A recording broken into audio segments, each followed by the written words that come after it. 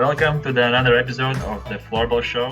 Today we are diving into floorball in Sweden with two elite guests who are living Sweden's highest floorball league lifestyle every week.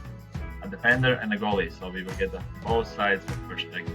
This is going to be an insightful episode not only for floorball fans but also for players, because today we will not only touch on every team in the league but also decide who are the toughest forwards to play against in defense and goal. I'm Peter Strekše, I play in Finland, so I'll throw in an outsider's view now and then for the players. Before we start, please do us a favor, like the video, subscribe, and if you like floorball and want to ask questions for our next guests, follow us on Instagram as well. All right, let's get into it. First of today's guests is one of the top defenders for Team Varberg, my friend Morics Krūmiņš. Varberg's been an interesting team to watch and quite a solid start of the season, in my opinion. But before we touch more on Varberg, welcome to the Floorball Show, Morics. How are you? Thank you. I'm doing actually good. Excited to join here and visit the Floorball Show as the guest. So yeah, I'm doing very well. Thank you for inviting me. Great. You are one of the leaders of the team Varberg. How has been the season start? How are you doing with responsibilities on and off the field this season? I think it's been an interesting off season, and then also the first games of the season, and it was. I have to say, for me, it was a bit unlucky.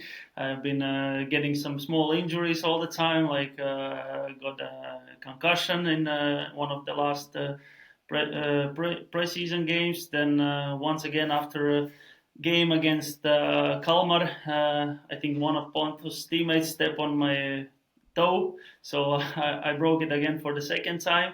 And then the game against LINKOPING, I twisted my thumb, so it's been like a bit of struggle, but for me individually. But I've been playing every game, doing everything I can, and showing up for the game and trying to do. But you have played all the games this season.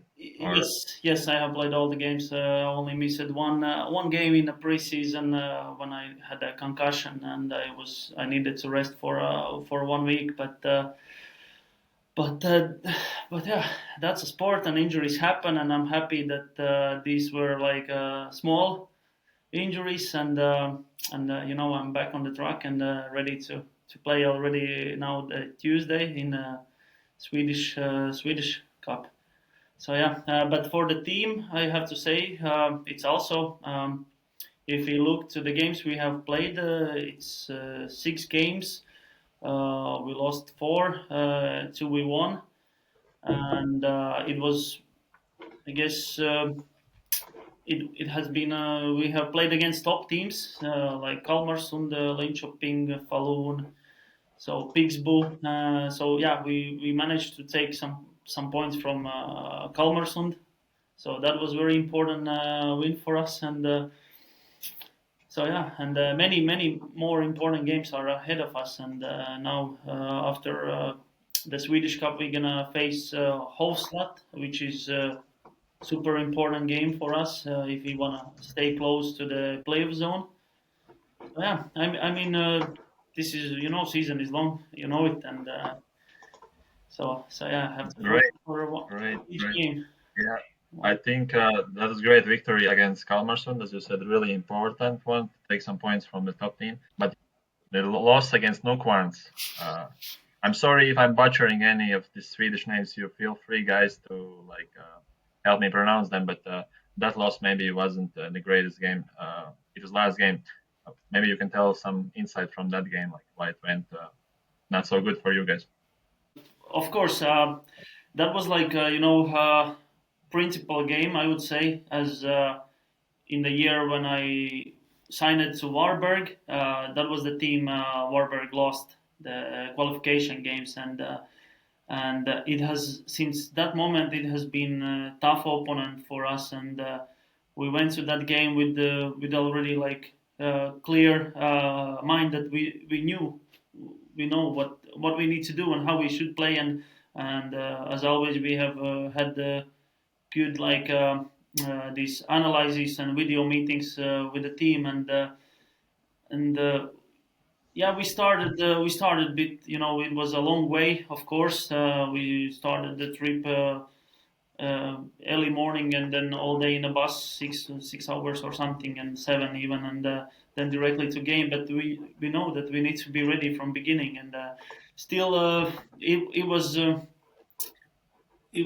we were not enough good, I would say, with the ball in the game. With the ball, we didn't play enough attacking time, and there was only like a few moments in a game when it felt that, oh, we can take a lead and we could actually take over this game. But then again, they managed to score some quick goal, and yeah, like one goal I remember came from the free shot. I think it was 4-2, 2-4. We were losing in that moment, and still there was a hope that, oh, we could actually bite in this game. But yeah, when comes the goal and it's 5-2, then it becomes already a bit harder. Today's second guest is number 1 goalie for Team Kalmarsund, the team which have been fighting for medals since Kim Nilsson brought them back to the SSL. Latvian national team goalkeeper Pontus Zarins is our second guest. Pontus and Kalmarsund have started the season pretty perfect at home, I would say. But before we go into your season, Pontus, let's touch on your connection with Latvia, how you started representing our national team, because you are one of the players who actually have represented a different country in under-19 World Championships. Yeah, exactly. I just want to start to say thank you for letting me be on the podcast. It feels great to be here. And as you say, I played in under-19s World Championship for Team Sweden. So I'm born and raised here, but I have a grandfather who was born and raised in Latvia. And he came to Sweden during the Second World War. So yeah, he's been living here for a long time. But that's also the reason why I'm able to play for Team Latvia in the men's national team, because we have that connection. And there were some new rules, so I could change my sporting nationality to Latvia. So it's been really great for me to be able to be a part of the Latvia national team and learn more about the great culture that we have in Latvia. So yeah, it's been really good for me. Was that decision hard, or was it just like our national team coach maybe asked you about it and then you asked your family and it was like, yeah, why not? Yeah, it was like I had before I took the decision to change. I had like a long talk with Heikki, who's the national team coach, and got a good feeling about what he wanted to do with the team and with the country. And then I talked, of course, with my family and felt like it would be really big thing for me to be able to represent Latvia. So when I took the decision, it felt really good and has been feeling really good ever since. So yeah, it was a big decision, but I'm happy with it. Maybe controversial question, but in your heart, do you feel more like Latvian, or is it like both countries evenly for you? I would say it's like both, because it's hard also when you've been growing up with all the Swedish culture and always supporting the Swedish national team, and then now you change and you support the Latvian team also. So it's like both teams are in my heart, I would say. But when we play them, of course, we always want to beat them. So no worries there. Yeah, for sure. That's good. That's good. Yeah, let's touch on a little bit on your start of the season. As I mentioned, at home, your team has been perfect. Give us a little insight how the locker room vibe is feeling this season compared to maybe other seasons. No, I think it's a really good vibe in the dressing room. We started something good during the last season. I think we got 2 new coaches, and we have the same coaches this season. So it's like it feels like when we started the preseason and everything, it was a bit more a good feeling. We knew what to expect from him, and he knew a bit more what he could expect for us. So I think we had like a good process during the whole summer. and we got some additional players in the team, which I think has come into the group really good, and we have this really good team spirit, which I think is really important, because some teams, I know they have world-class players, but they don't get the team spirit together. And I think that's one of our biggest strengths, that we have a really good team spirit, but still we have these world-class players who can decide the games on their own. So it's a really good feeling, I would say. That's interesting. Can you give one or two things? What are those ways how you build that team spirit in your team? Yeah, we work pretty much with the group also outside of floorball. So we have like at least one time every month we do some things with the team that are not related to floorball at all, just to build team spirit. So during the pre-season, we went for a weekend away, only like focusing on getting to know each other better, doing some exercises to cooperate better, and things like that, to build like a strong group, so we know each other really well, and also not only on the floorball field but outside, and know how we work, and things like that. So that's one of the best things I think that you can do to create a good team spirit. So was it your coach's more initiative, or was it from the team like coming, or was it It was volunteer? it was from the coaches. They really believe that if we want to succeed on the field, then we need to know each other really well outside the field also. And just so we spend so much time training floorball all the time. So if we skip one practice and instead focus on building the team spirit, then it's worth it, definitely. Great. That sounds really good. Let's get into a couple questions from fans before we get into the next topic about all the teams in SSL. Morics, in Finland, we have seen teams becoming more structured defensively, paying attention more to detail of players and detail how offenses play against them. I think over the past years, I have heard many opinions that comparing to Swedish league, maybe the defensive awareness for players and abilities, how we focus on defense is like a little bit less on defense and more on offense in Sweden compared to Finland. Like, is that a true opinion now? Because you have experience playing in both leagues, and would you say that it's a little bit easier in offense to play in Sweden? Uh, I actually don't think that way, because you know, knowing what our coaches are asking for us to do in defense, for defenders, and how tough we should be playing, I don't think it's much. It's easier to play in offense, and I know, like, for example, for myself, that whenever I join, like, for attack, and I'm in the offense zone, it's not so easy actually. The directly, the difference is the physicality, how physical it's allowed to play, how coaches want that, how physically you play, and dual games, like, that you need to be all the time close, you need to all the time play in the body, you can't give any space to the opponent, and every time almost when the opponent comes to your zone, the play must stop, either way in the corner or in the pocket. So it's more. It's, of course, it's like a pretty simple way of playing. Like, trying to stop the game always there in the corners, or but corners or pockets. But it requires physicality. You must play tough. You must win the duels.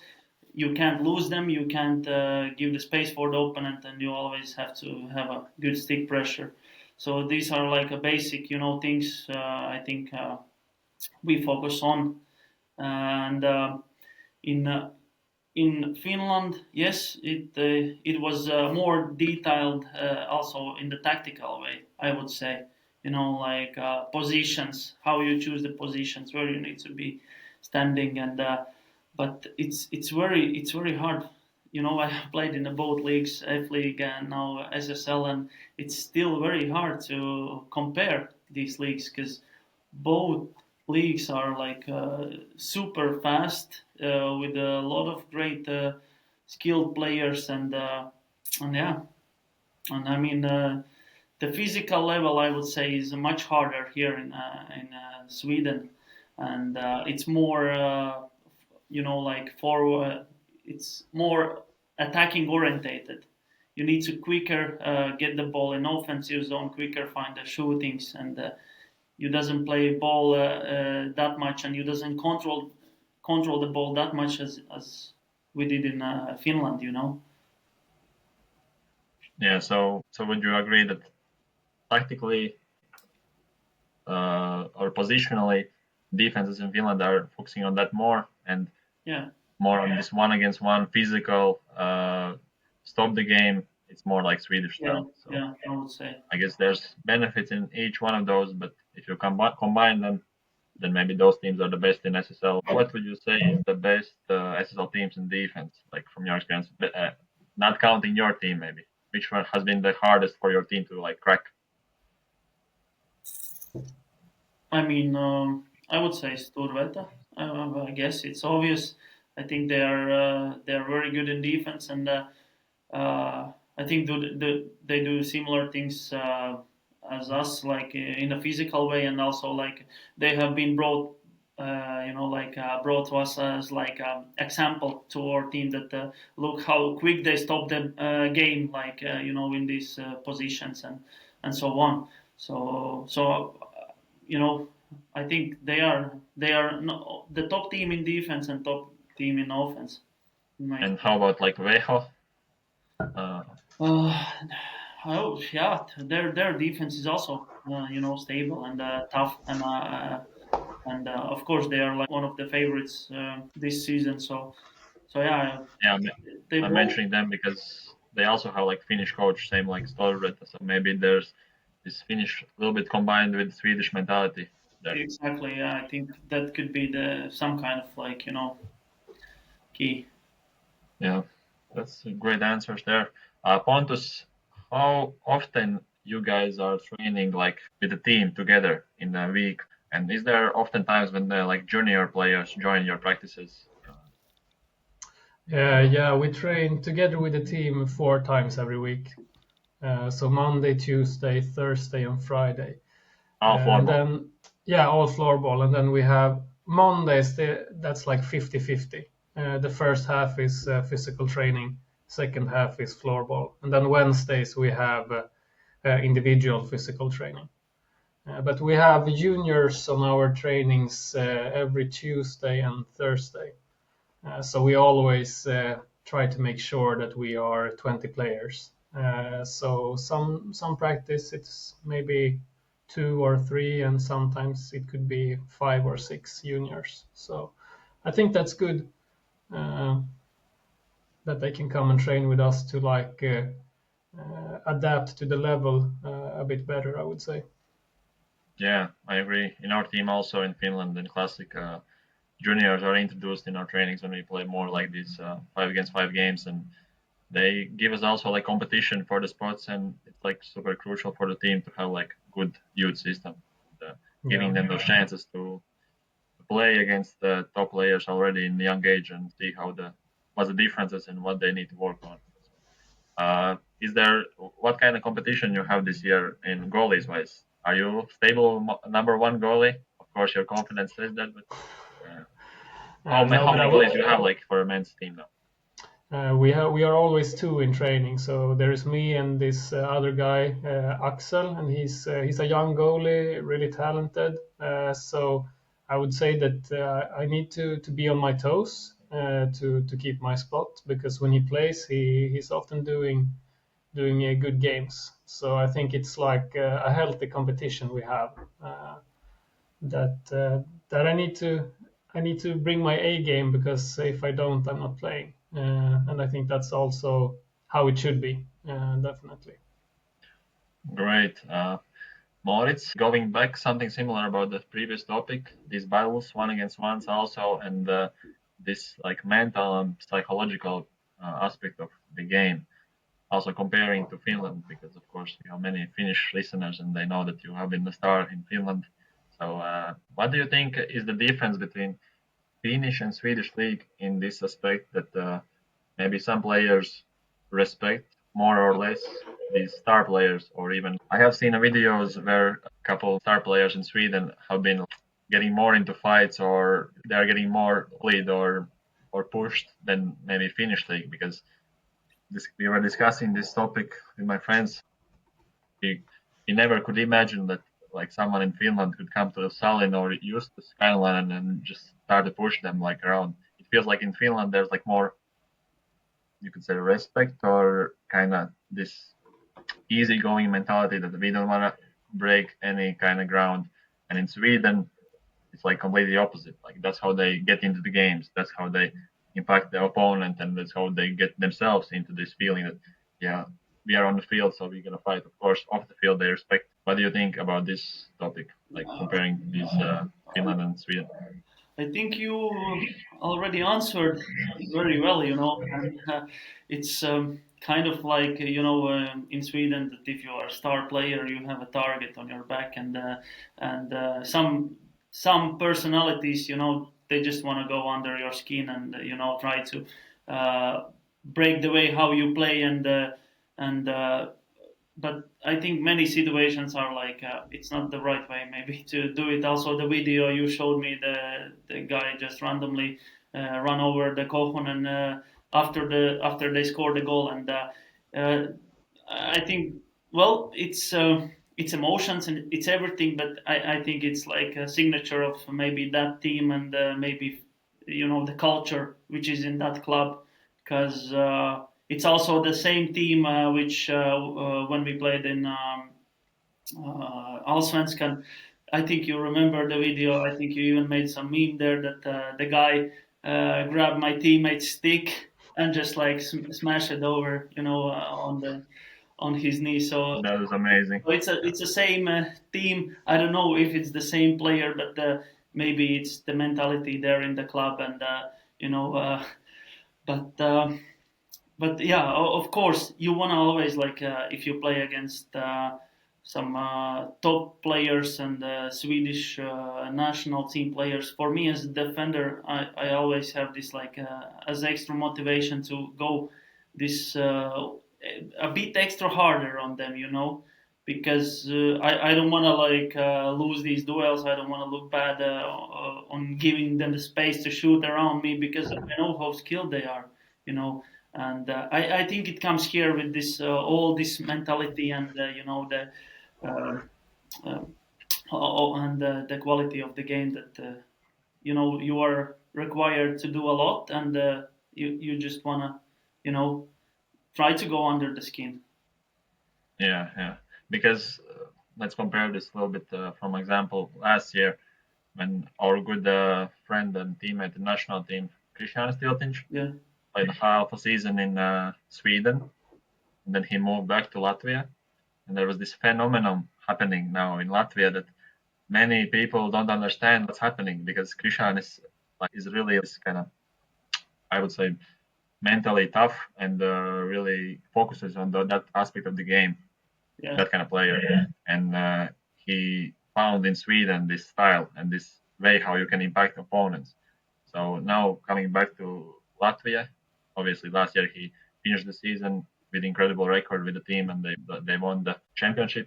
But one of the things how he's remembered from that year is not how good he played on the field, but how he was celebrating the goals with the team and himself, and how he's like rough against opponents. And after the games, he's in interviews like being honest, like, that's the way how I play, and he's not emotionally invested after it. But when you are in the game, he understands the importance of, or ways that you can actually like bully someone and they are affected by it. So Yeah. it's super interesting topic, and I think in Finland sometimes we miss that the players are maybe a little bit sometimes too soft, and they focus only on their own team's success. But sometimes, you like from your experience, as you mentioned, like sometimes it's needed maybe to like affect opponents also. And like you said, Finnish people are more easygoing, and I think also, for this reason expressing the emotions, they changed even the rule in SSL last season that all players must sit. They can't be standing when the game is going on, and you can only raise up when your change player is coming. So because I think before that, the whole bench was probably standing up and yelling something to referees and the opponents, and hey, what the you're doing, you know. But but that again is like the opposite side. I think that's why Finnish people are so opposite of Swedish people, because like one does it maybe too much to the other side, and then other ones are too much to the other side. Again, like we spoke about tactics, I think if you combine those two things and do it well without overreacting or not being too soft, then you can become a super great player and use it the best. But you know how life goes. Find the balance and everything is super hard. So I think that's a really interesting aspect of this these two leagues. And but I would say that it's more entertaining at times to watch, like from outsider view, Swedish floorball, because there is those emotions, and I think for floorball it's pretty good thing. So that's why I think this is a great question about that. But touching on these maybe funny and expressive players, Pontus, you have one teammate similar to that kind of topic, and let's touch on one fan's question about Kevin Haglund. Do you have any like crazy stories involving him from trainings or games? Too many. I would say he's a guy that it's always happening funny things around, but it's also because that's how he is as a player. You hate to face him, but you love to have him on your team, because I would say he's one of those players who are, if he's not invested emotionally in the game, he's an all right player, but when he's fully invested in the game, then he plays his best floorball. And I remember this was like last season we were playing PIXBO in this big hockey arena, a lot of spectators. And afterwards he was interviewed about what he thought about the team captain of PIXBO, which was Oscar Weisbach. They played together in the World Championship just a few weeks before, and he said it's the worst team player he's ever played with, because during the game he was like mocking Haglund that, oh, hey, you lost in the final in the World Championship, and he was also playing in the team. So it was like, oh, really? that interview got really much attention in Sweden, and it was pretty funny. But yeah, it always happens funny things around him. When I played in Karlstein SSL 2 years ago, then we played Kalmarsund at home, and then he gave me a concussion. So yeah, he's not that funny to play against, but as I said, you love to have him on your team. He's a really funny guy, and like I think one of the best team players you can have is always giving everything for the team, and I think that's also why he's been playing in the Swedish national team, because he's such a good team player and good for the whole group. But I'm thinking, like, if you ask Moritz, I don't think it's so fun to play against him. Yeah, it's definitely not fun to play against him. Every time whistle blows and he still is throwing his elbows in my body or even stick. Yeah, it's not fun to play against him, but that's like the way how you play, and you get under the skin to the player. Yeah. Part of the game, and if the referees allow it, then sometimes it's quite useful. Yep. But of course, we want to see. I just remembered one other really funny memory I have of him. We played last season against AIK away game. It's his old team. Then he scored a goal, but the referee didn't allow it. And then it goes like 30 seconds. He scores the goal again. Then he goes up to the midline like this. It's a goal. I remember that. I remember that. I was thinking, like, what was that about? Yeah, it was because he disallowed it. Yeah, it was really fun. But it's I think great to have those kind of characters in teams, and I think most SSL teams have those players. And for example, in our team, Eetu Sikkinen is one of those kind of players from Finnish side. I think he's really famous for his reactions, and he's a super funny guy and he's not afraid to express like his emotions at times. So it really boosts the team vibe, as you say, from Haglund's experience. So those guys, maybe not too many of those guys in the same team, but if you have those guys, it's so nice to have them. And, they have a big value. Yeah. Great. Touching on some of the Allsvenskan teams and the history there.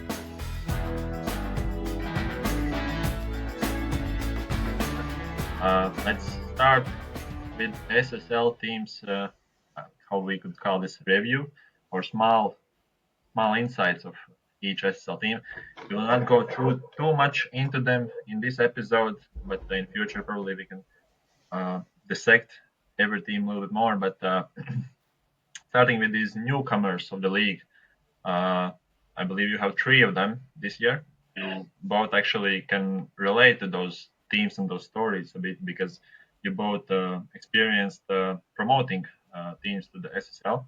As Morics is the only one who actually kept the team in SSL, let's start with you. And what do you think are the keys, or from your experience, what are the keys to stay up in the SSL and be competitive in the league in the first year, especially? I think it's very important in the first year to win the right games, and you need to understand that you're not gonna win in the first year all of the games, and also this plus minus the goal difference can be important. So coaches can go crazy, and like if you're losing like minus 4 or 5, yeah, you're gonna start to take the goalie off and try to chase the game, but. Like many aspects are very important. But really, like you need to win the right games against the right teams, and with that I mean the teams which are in the same position with you. Either way, those are the newcomers or those are in a placement from 12 to playoff zone, 12 to 8. So yeah, and I would say mentally and psychologically, it's probably the hardest thing for these teams, like for you last year with Varberg, because previously you played in Allsvenskan. The last year, for example, these teams also played in Allsvenskan. They are competing for wins. They are winning every game. They are trying to get to the top.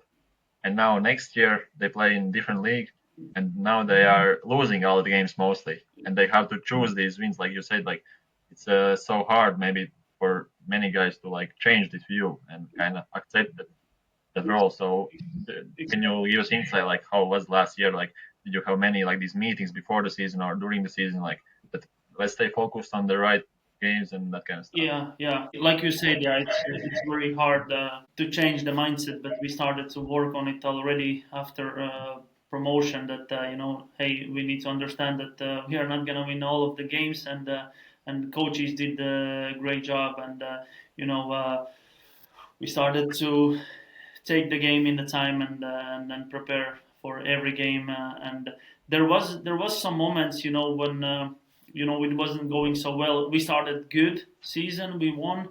Then there was many losses in a row, and I think directly after first round played, like 13 games, half of the season, we had a meeting. Like I think it went through the captain's group, but everything that hey, something is not working out. We need to change, and actually then the whole team together decided that we need to change a bit in tactics. We need to play a bit different way because this is not working. We are like running too much. We are losing too much positions and everything, and somehow we coaches saw that. They managed to adapt. We changed the tactic completely from the way how we played, and then kind of started the upgoing, curve that we started to. I think we won the first 3 games after the first half, like starting in January, like PIXBO, JONKOPINGS, and whoever was another team who we won. So Dalen, yeah. So yeah, it was it's a process. You need to like you can't like take one course and go that way. You need to like in the first season be open minded. And what helped for me to play kind of best my games was that I was very excited about being in SSL and playing my first season in SSL. So it was again, I found it as extra motivation, and I put it in the games. I turn it just around, and I use this motivation to play. Yeah. And Pontus, you are not playing the same team anymore, but you can maybe touch on a little bit that experience, like how it is to not stay in the league, and maybe touch on the reasons why that you left your old team, and a little bit about that season. Yeah, but as Morris is saying, I think it's all about winning the right games, because almost every game we played in SSL that season were tight games, especially against maybe the top 8 teams. We took pretty many points from them, but we lost to the team that finished last. We took 1 point from them, and I think we were 1 point away from staying up. So that's pretty clear that you need to win against the teams that are around you in the standings, and that's where we had the problem. We were good against the teams when we did not need to have the ball that much. We could play very good defense, and then we could play on counters. But the games where we needed to control the game, we had some problems, and we lost. But also, as he says, with the mental aspect, I think you come from a season where you win almost every game, you have a good self-confidence, and then you move up to the SSL and you start to lose some games. Then it's hard to how to say, mentally change the way you're thinking, and keep your confidence up when you maybe have lost 4 or 5 games in a row. So I think the mental challenge is really big, and also you need to see if you need to adapt your game or not, because I think also if you watch some of the new teams this season, they have been losing pretty big because they still play the same way they did in Allsvenskan, and now they start to realize that it's not going to work. So I think you need to be really open about it also, adapt the way you play the game. Which are maybe the best fan base or best atmosphere from these 3, Visby, Houslats, or Strangnes? Visby, I would say definitely Visby. Yeah, I agree. They always have many spectators. They have some pretty crazy fans and players. I really like it. It's always intense games when you go there. Yeah. Yeah, and they have this island where they live, and they travel with the plane to the games usually. Was it that right? Or either way, I think boat usually or planes, they go with the ferry boat. Yeah. Yeah, so that's a really interesting point about them. Let's touch on the next team. Ike. Is that right? How you pronounce it? Pontus. Yeah. I would say we say AIK. It's like it's like 3 letters. You say them separately. AIK. Yeah. Okay. But yeah. What I have heard and seen from the team, 3 words come up to my mind. When I think about them is playful, talented, and really passionate. Is that right, Pontus? Right assessment, kind of. Yeah, I think you could say it, because the club is like a really big football club also. So I think the players playing there feel like big pride in being able to play for such a big club. It's a big responsibility for them. And also I think they have some really good players, definitely. But same there, it's always tough games against them. And is it one of the most fun teams to play against, Pontus, or what did you say? No, I don't think so. In the goal. I don't like to play against them, because often there's you don't get that many shots, but they have some really world-class shooters. So when they shoot, they are good shots. Yeah. Then there comes Astrom from nowhere and Stefansson, and they just shoot some. They are experts exactly. shooting all those random shots, air balls, and I remember like we needed to even practice against them previously. That that they only throw the air balls sometimes in, and that one guy passed the ball to the next guy, and he just shoots like So they are very good on those like random shots, and it's for defender. It's also like always hard to defense. Yeah, you need to always be ready. Yeah, exactly. Nice. Next team, let's try to pronounce this one. JONKOPINGS. Yeah, that's good. Yeah. Okay, but this team seems to have a really talented young core, and now actually they have also NILSEN from FALUN as a leader there. Pontus, do you think this team has always been getting better year after year, or what's your opinion about them? I think it was like a few years ago they were a playoff team. Then they had some years that were not bad, but I think they got a lot of new young players. So it's been taking a few years for them to develop. But now I think there's something good going on there. They have a new coach. They have a pretty good way of playing the game. I think they just need to, the young players need to play a lot of more games to get even better. So I think they have potential to be a playoff team. They have also some good shooters, I think, but they don't have that many spectators, so it's not so fun to go there and play. But yeah, they are a solid team, I would say.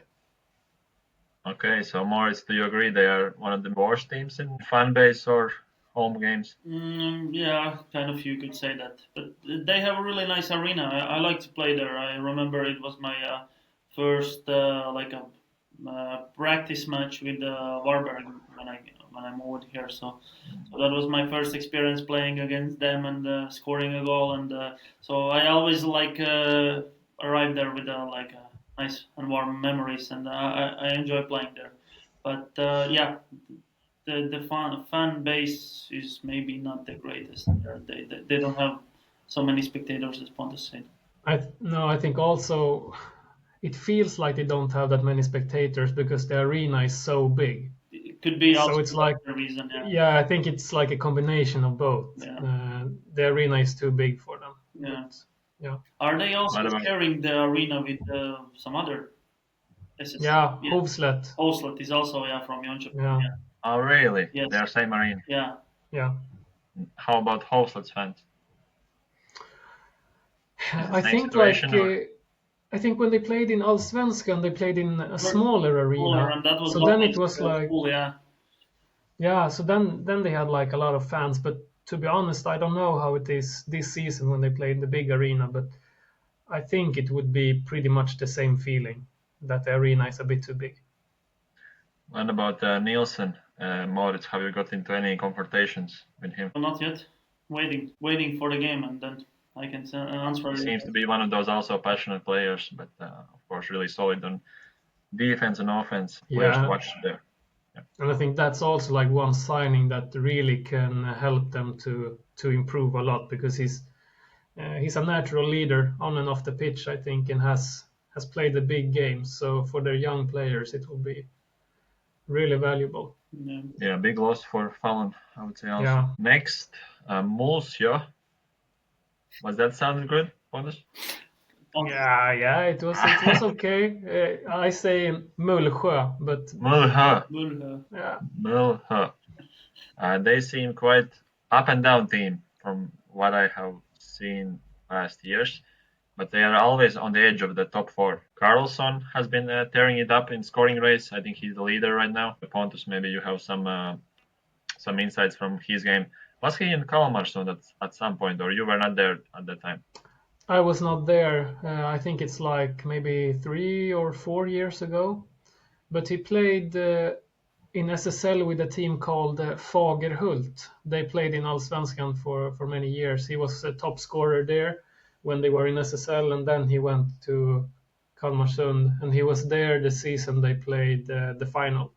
So yeah, he's a really good player, and I think MUULSJO, as you say, they always on the edge of top 4.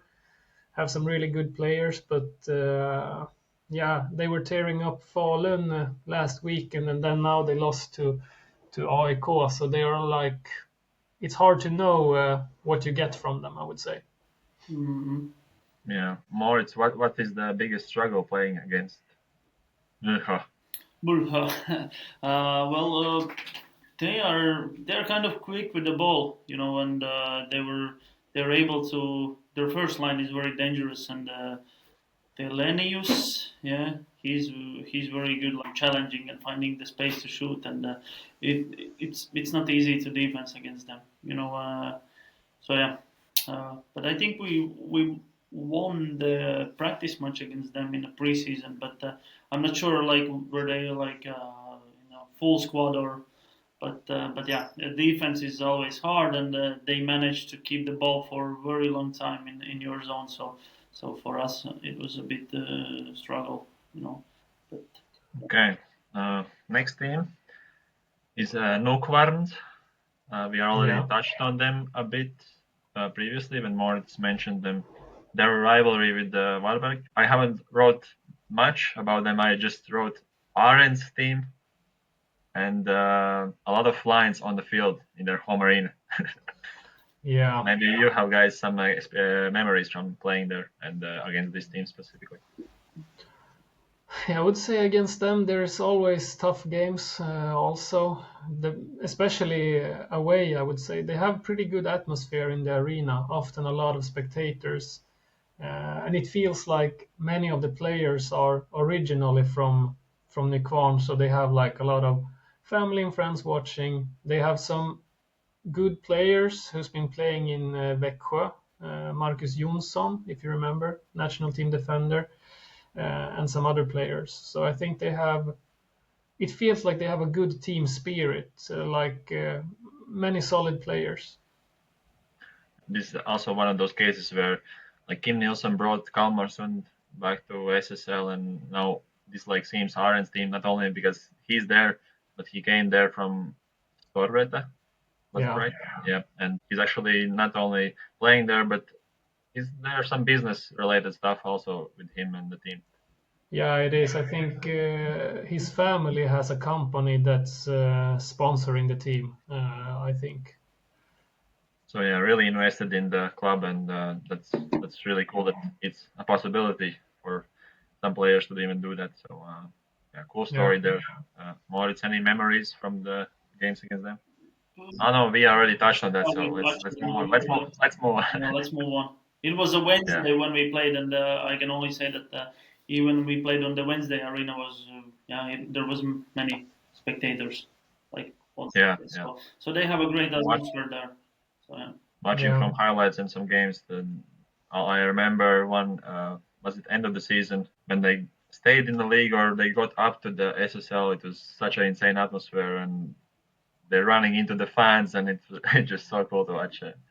Yeah. And it's one of those teams that their stands are opposite of the camera because some teams have the camera and it looks like there's no fans, but actually the fans are below the camera. So it's super nice to see that maybe they have both sides full of fans even. But Yeah, they have both sides. They just need to change the floor. Yeah, it's not slippery at all. I yeah, mean, is it as bad as it looks? Also, yeah, yeah, I feel needed, wise. I needed to play with the slicks. Okay, next team, PIXBO. Yeah, maybe this is one team we just touched on the arenas. Like one fan wrote about their arena that do they have the worst fan base? But is it the case also that they are filming one side where there's no people pretty much ever in highlights, at least when we see it, and then other side there's fans? Or how about that, Moritz? Oh, let me think now. I need to remember. They have a nice arena. Usually, I think when we play against them at home, we make it. It's kind of a derby for us. So we play it in a big arena. So we try to like it was. I think it was the second or third game of the season this year. When we played it in a big arena, and there was like almost 2,000 spectators for that game, and they even had their own sector where their fans arrived, and but uh, but yeah, I mean in their games maybe like people are not thinking that this is going to be too entertaining game. So when we play in their home arena, there is not so many. But this year we will have the opportunity to play the same game Pontus was playing last season. So in January we play against PIXBO in this Gothia Cup, it's called, I guess. Yeah. So Yeah. we're gonna play in a big ice hockey arena with around 11,000 spectators. So that is gonna be great experience, and so I can say that they have a not the biggest fan base, but yeah. So Yeah. Yeah, And, I can. Yeah. yeah, Pontus. I can just add to that like during the regular season they don't have that many spectators, but I think when we played them in the playoffs, then some of the games there were pretty many spectators. Like a lot of youth teams were there watching and cheering. But I would say regular season is not the best, and it Yeah, feels like it's depending on what days they are playing because all the youth teams are playing at the same time, then it's almost empty, I would say.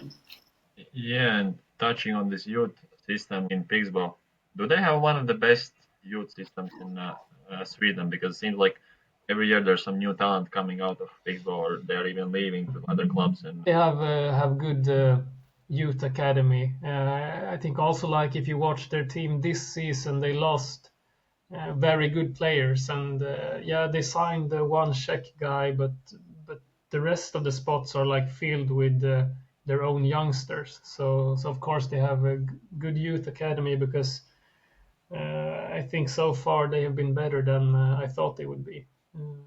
but if we talk about their like junior system, at least what I have experienced also from some coaching, and they have this like so-called festen in Sweden, where at the end of the year, like junior teams come together and they play the whole like final tournament. Either way, it's top 16, I guess, from all over Pontus. Yeah, is it top 16? I think it is. I Yeah, think it's it top is. 16 teams all over the Sweden, and the same age group plays the tournament, and they have been dominating, no, not dominating, but they have been always playing the finals there. So the PIXBO. So I kind of say that yes, they have one of the best junior systems, but this I think many junior talents are coming out from this league. Yeah. Yeah, because I think it's this like Inume or the school, where athletes go to study and play the floorball, and kind of like the best players of the age group goes to play there because that from there that's like a best level team, and they are able to maybe in the future find some contracts for SSL teams from there. Yeah. yeah, Pontus, is Hedlund the best goalkeeper at the moment in the world? Yeah, it's no doubt. I would say without competition. No, but Tell me. Pontus is look the Pontus percentage also not so bad. Yeah, that's No, why I'm but asking him. no, but I think like no goalie is so important for their team as Hedlund is. I would say if they didn't have him this season, they could be they wouldn't go to the playoffs. I think Tell me one thing what he does really well. reading the game.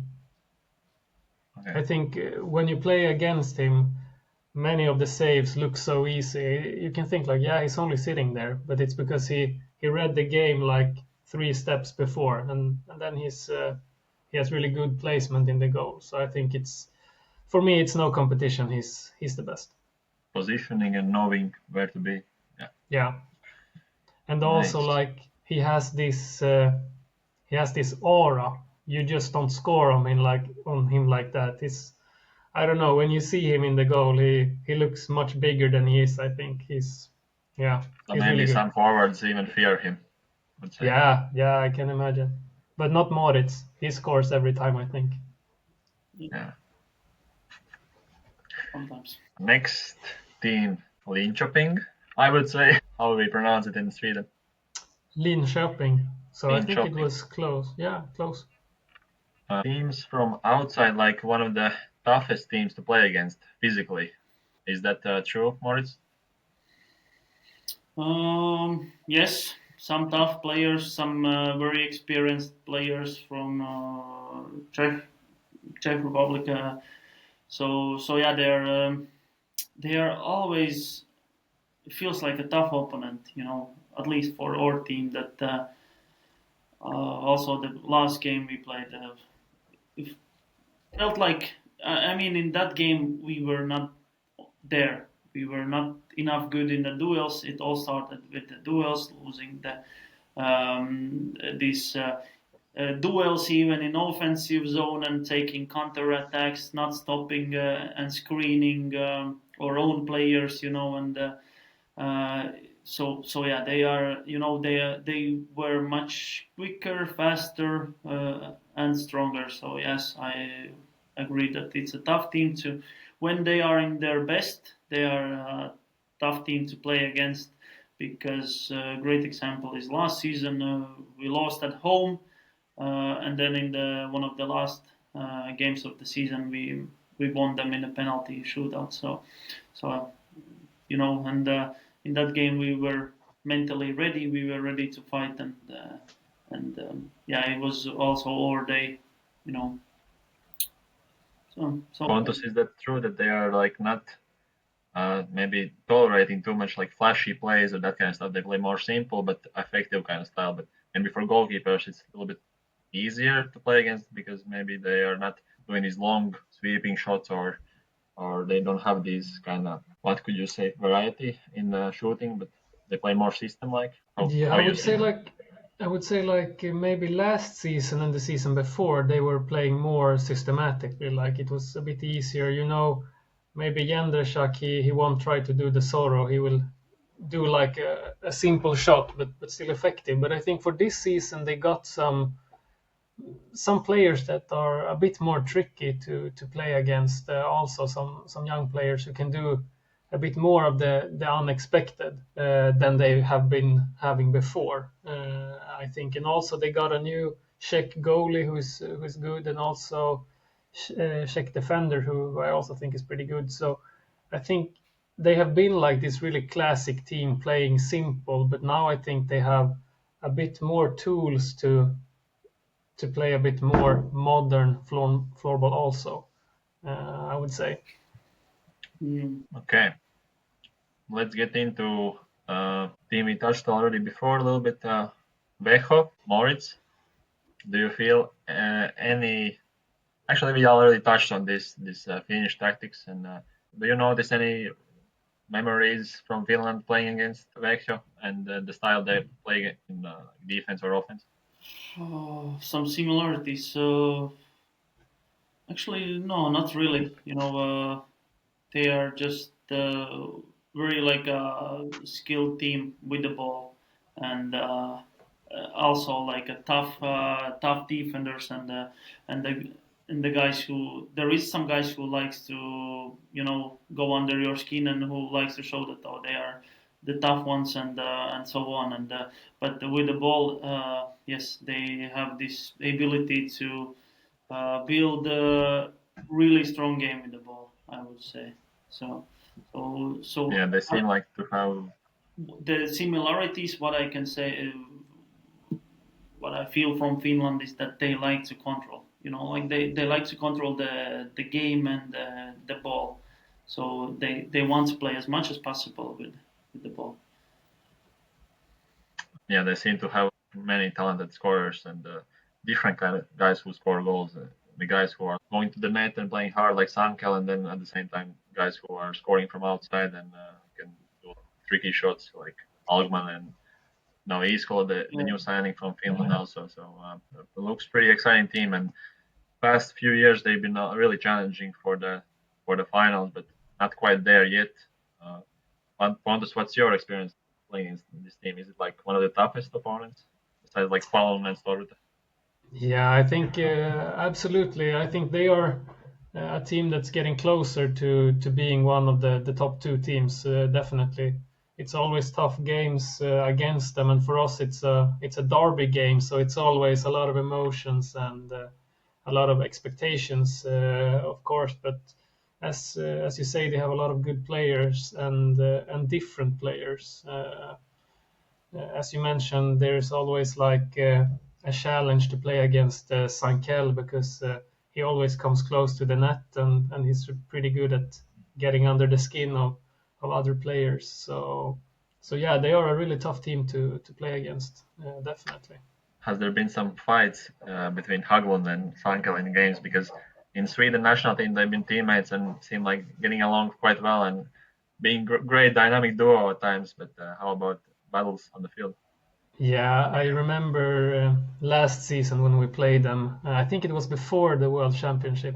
They got in a bit of a fight, and I remember they said that some of the other guys in the national team were like a bit worried that they were not going to be friends anymore. But they are both really professional. So like after the game, they just laughed about it. Yeah. Good. Okay, and finally we will touch on two teams who have been dominating Swedish floorball for past 16 years already. We can say winning championships between them two. And Morics, which team feels like a bigger threat when you play against them? Do you have any difference, or are they similar? Maybe playing style wise, or how they are mentally and that kind of stuff between FALUN and STORVRETA? Let me think. So against FALUN, which was the most recent game for us, it's always interesting to play against them, because game gets very intense and it goes both ways very quick. It's very like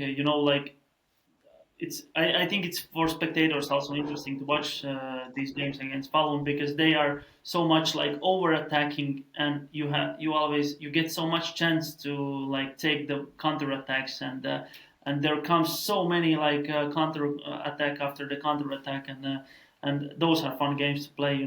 Just you need to find the balance on those, and of course, when you play against them in the defense, it feels sometimes a bit unreal, as they are like able to flip and pass the diagonals just like through, and it requires a lot of work in the defense and hard work.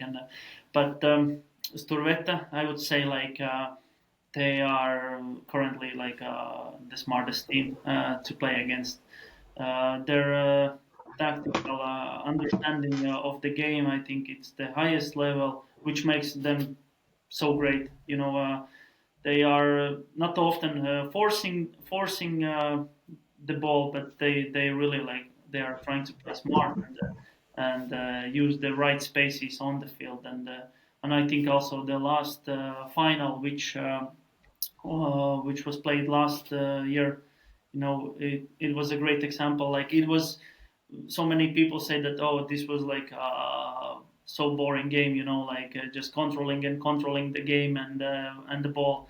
But if you look to that game as maybe some coach, then you can see like so many great details in the way why they keep the ball exactly there, why they like pass it there and then switch directly the side over the ball to other side, because it's much like understanding of the game. So, I have not much to say. They are, they are giants, both, and they're. I'm always like it's extra fun to go and play against them.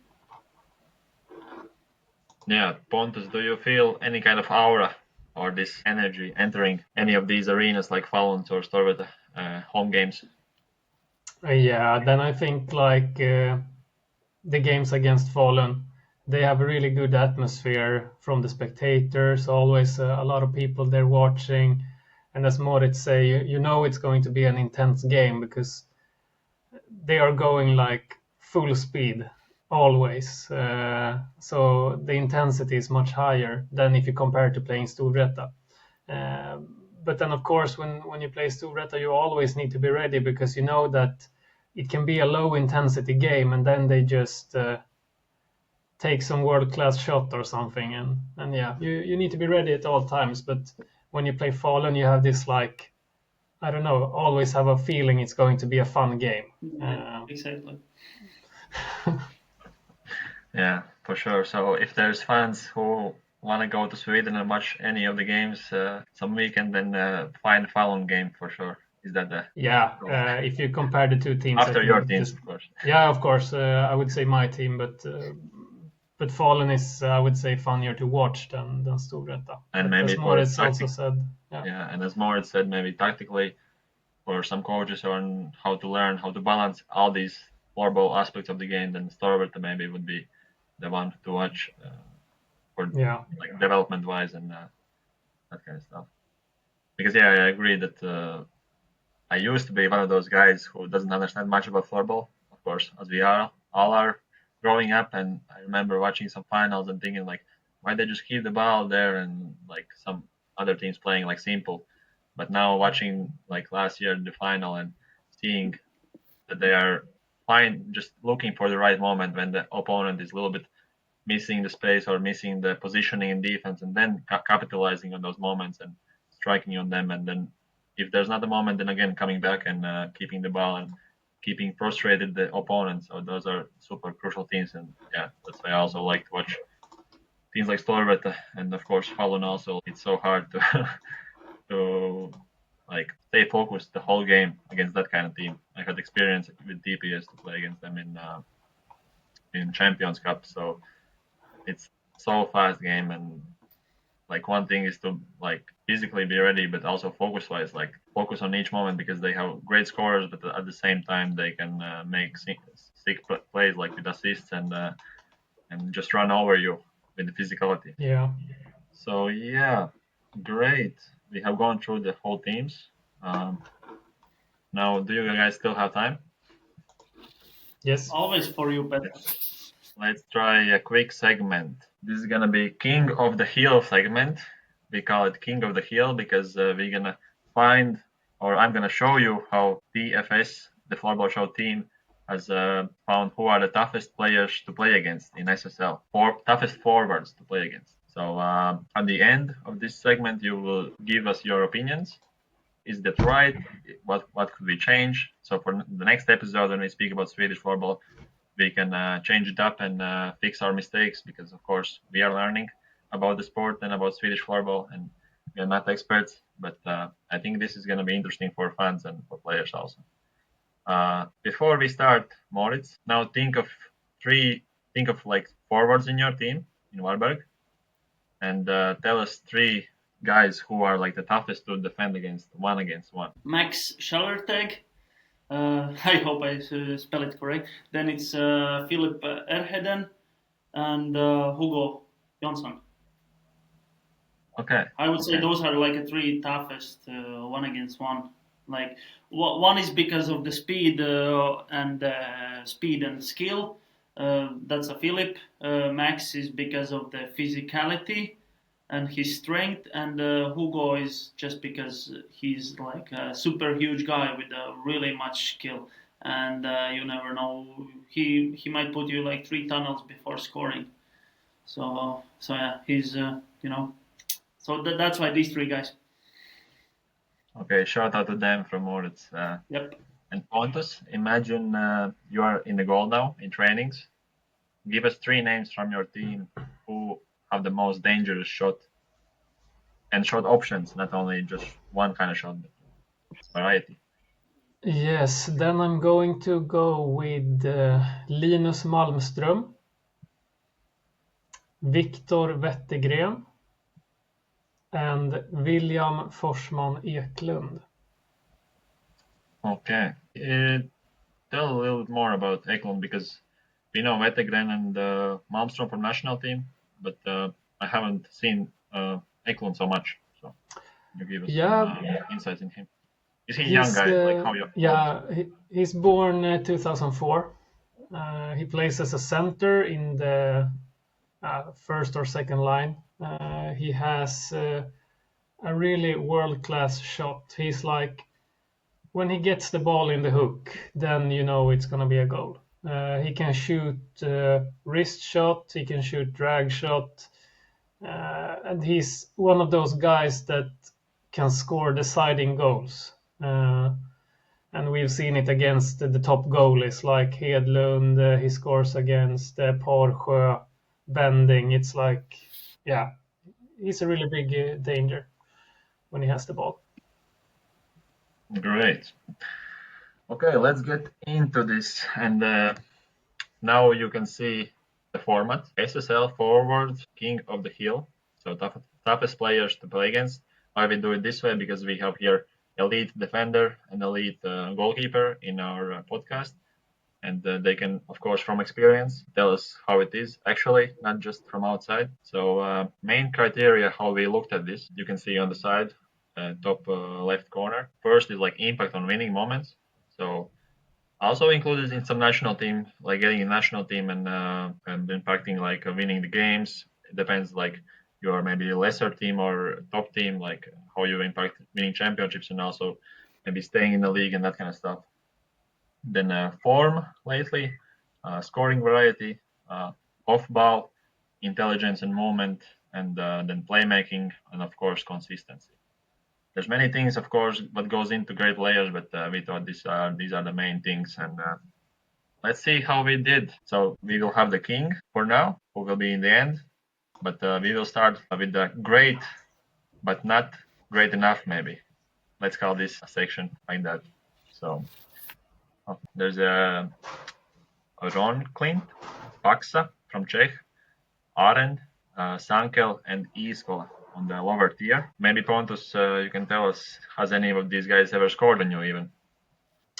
Yes, they have. I think all of them have, unfortunately. Okay. Did Fax already score on you in his first season? Yeah, in the first game.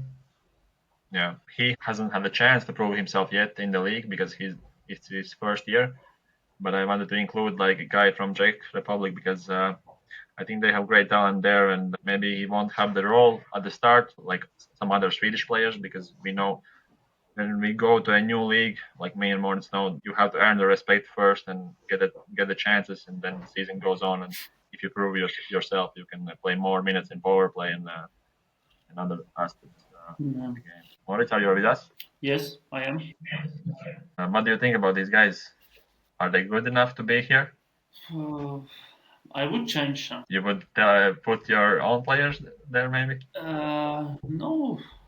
I think, let's say, Emil Rudd is pretty tough to play against. Before the episode, I was thinking about that kind of player that he would be a tough one to play against. But from these guys, I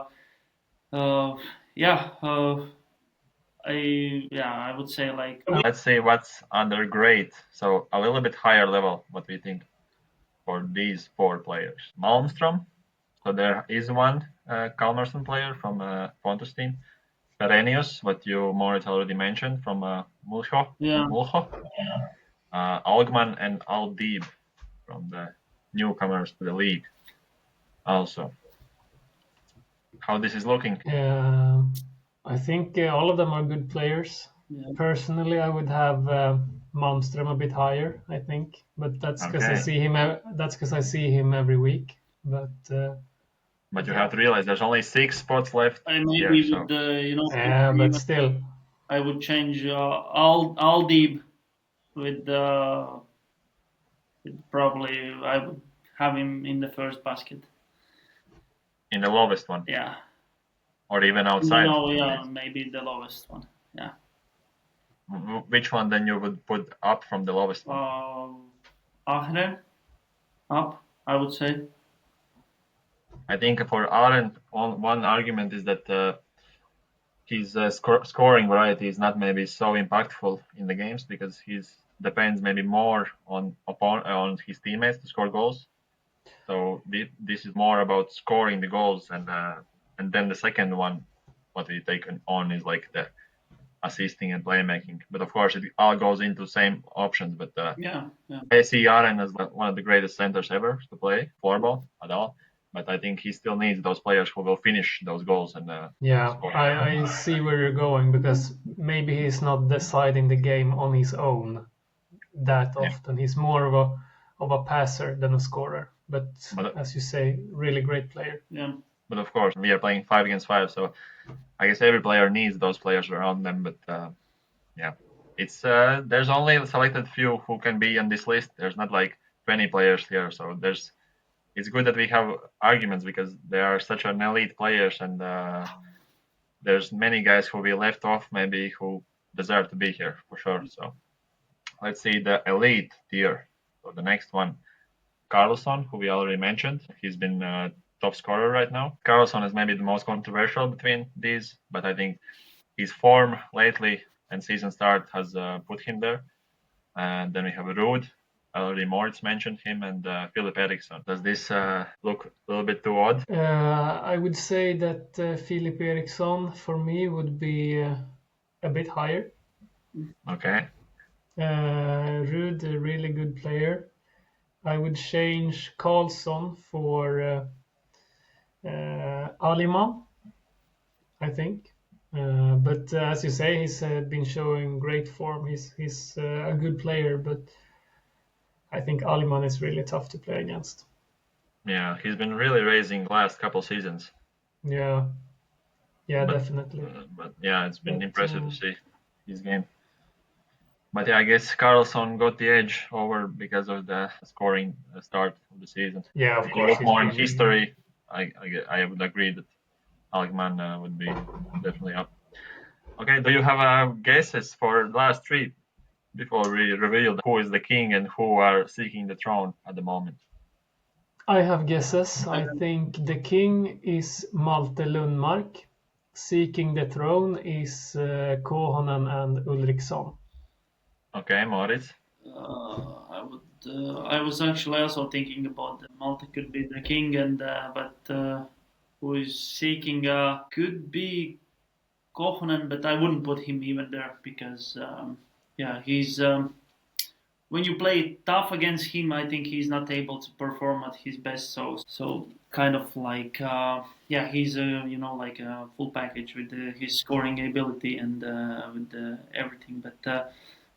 I don't know. It's a hard guess. So let's see. Pontus I think made good guess. So yeah, we'll see. Okay, Pontus is correct.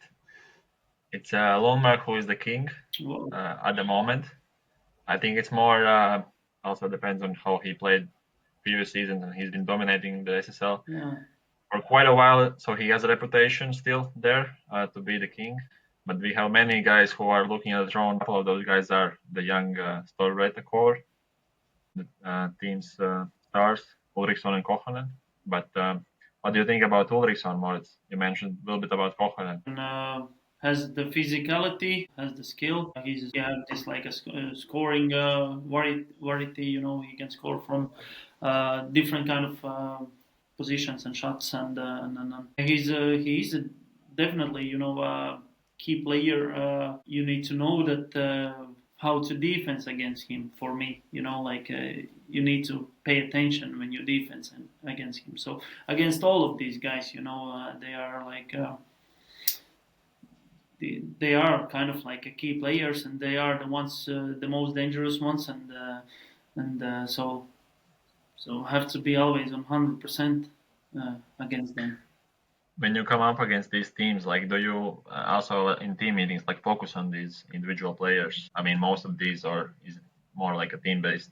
No, actually, we have started to do that already. The last season, we started to focus on like 3 key players, and a little bit like sometimes like when it's like more important game, and depending from the week and the schedule and everything. But yes, sometimes we have 3 key players to know what they do. Okay, Pontus, you mentioned about Eriksson that he should be higher. Which guy would drop from those higher guys? I would change him with Kohonen. Kohonen. Okay, so you agree with Moritz that Kohonen still needs to be more consistent, maybe in some ways. I think it's hard to say because I think Kohonen is a really, really good player, world class for sure. But I've been thinking for like several years that Eriksson is one of the most underrated players in the league. He's like always in the shadow Kohonen, and before that it was in the shadow of some other player. But Sjogren. he's consistent all the time, And he for scores me, in the I big think games. He scores in the big yes, games, and actually also in war games, the most recent World International tournament, he was super crucial. And actually, like touching on him, like he was one of my idols actually when I was growing up. Like when he played in Helsingborg, his style of play like is maybe different than mine, but still effective a lot. And, yeah. But that's the change I would make, because I think he's really really good. For me, I feel always when he's on the field, then I need to be a bit more ready. What about some other guys? Would you still put Malmstrom higher here? You have to.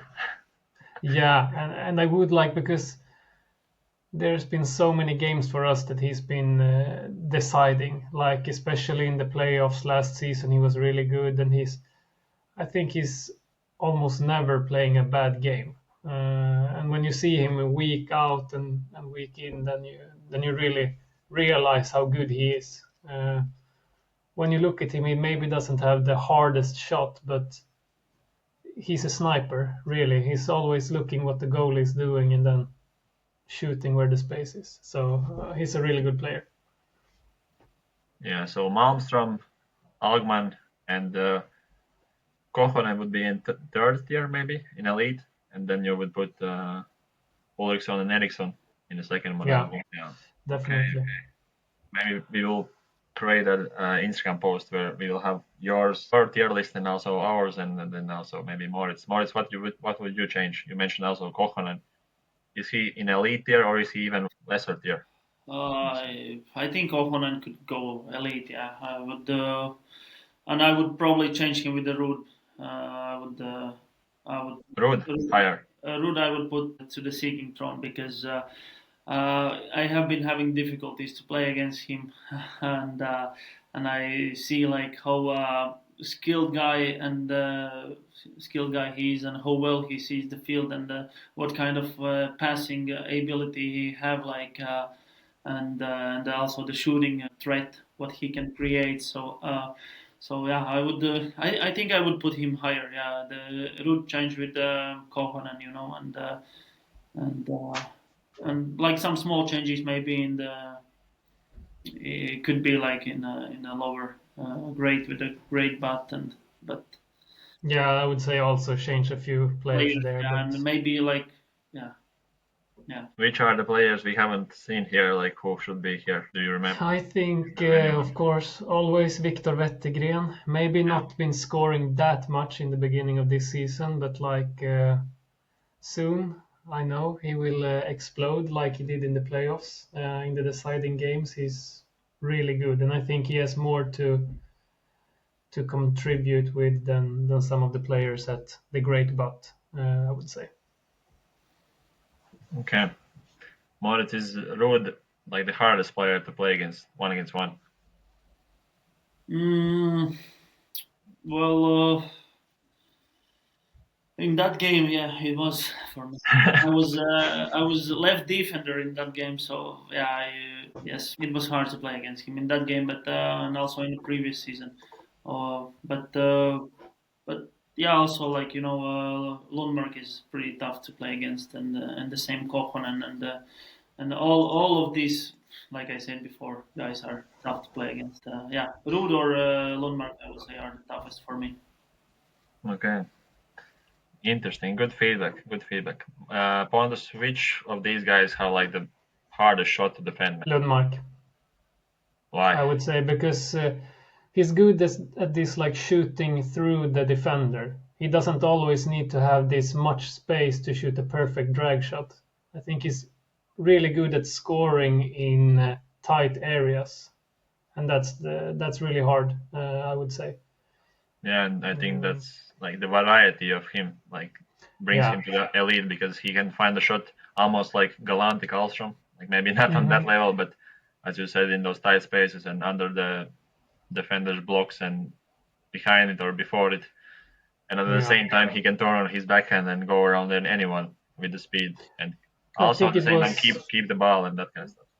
Yeah, I think it was in the World Championship. Was it against us? Maybe he did this like he was just steering in the ball in front of the goal. It looked like he had no balance, but he got a touch to the ball and scored. So it's like I don't know. He's a scoring machine. Great. I think nice feedback. Thanks, guys. This is a bit fun segment. Yeah, it was really fun. Yeah, interesting. And let's say in the future we do some maybe goalie tier lists and defender tier lists, and you can feature there maybe, and some guys can speak about. Maybe Kohonen can tell us how hard it is to play against Morics and why he's such an asshole. Maybe after this season, yes. Okay, and last couple questions. Any personal goals this season, Pontus? Besides, of course, winning the championship. Yeah, exactly. That's the goals for the team. I would say for me personally, I have a goal to be top 3 goalies in the league, and that's tough. But if you work hard, you can. I think I can achieve it. So that's one of my goals. And how do you measure that? Like end of the season, do you look at the statistics or some games, or how do you measure if you are the top goalie?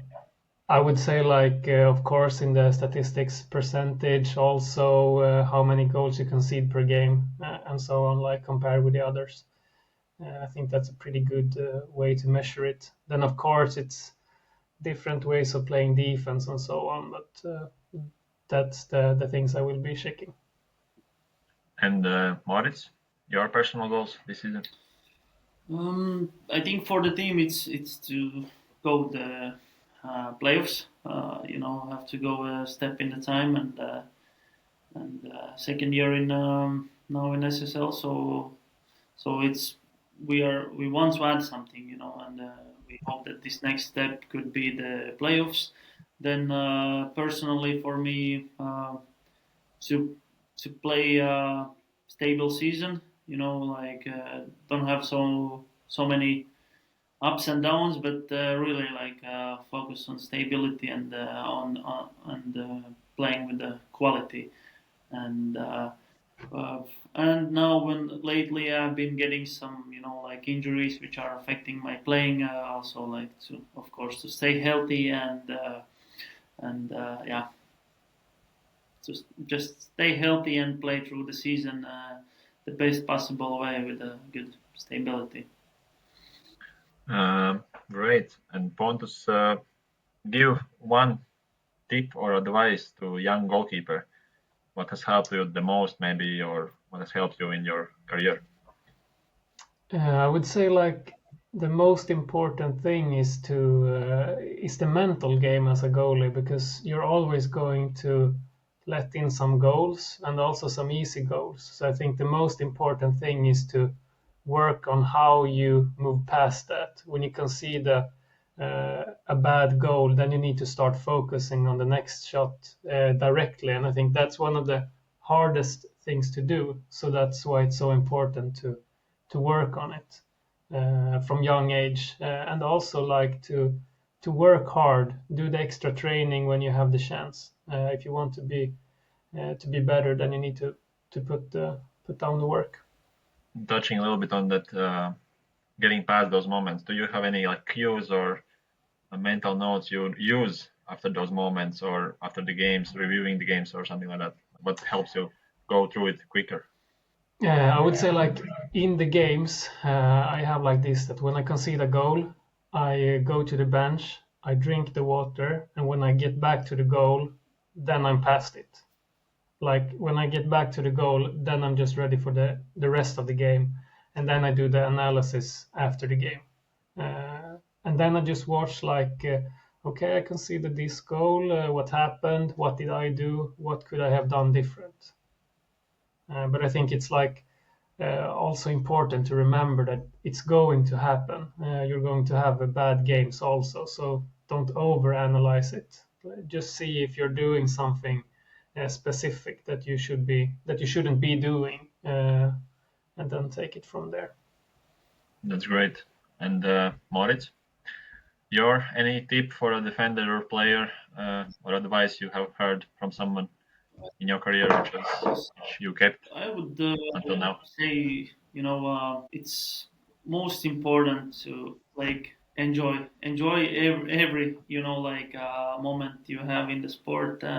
Because now, when you are getting older, you understand that actually the athlete's life it's a pretty like a short time when you can do the sports, and if you like start to look back to your career and everything, and then yeah, it's really important to enjoy even those hard trainings you have, and push it through them, and remember why you do that and why you started to play the floorball, and what are those things what brings you the joy in this sport, and and take it as extra motivation, and yeah, so enjoying is very important thing in this sport, and then if I think like some specific tip for some defender, it's like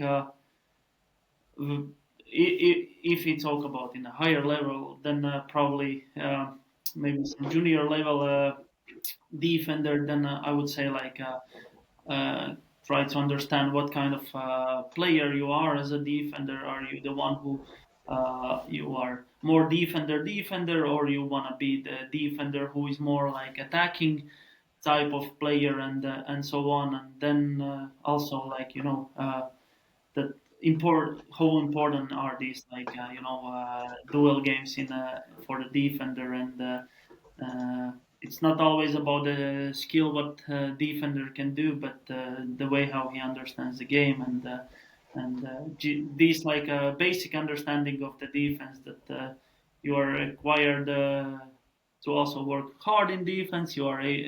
You must block the shots, be good at and try to be good at in the duels, and so on. And but yeah, Imagine you are 1 against 1 in the corner. What's one thing you do with your stick, or give us some tip?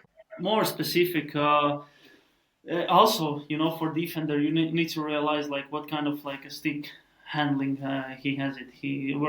Which side the blade is open. So probably with the stick you close the forehand, and I would probably put the legs and body, or even like if I close the forehand, then I could use freely my other hand just to like get him out of the balance and close the way a little bit to turn out on the backhand. So it's many like small tricks you learn like during the career, and also like like defenders does when you go in the corner a bit like with the free hand you can hold the opponent's stick, and the referee is not always seeing that, but I don't do it, by the way. I never do that. Okay, great. Morics, your next game is sorry, I can't also tell all the tips. yeah. Your next game is on Tuesday. Yeah, That's right. Swedish Cup quarterfinal against VAXJO.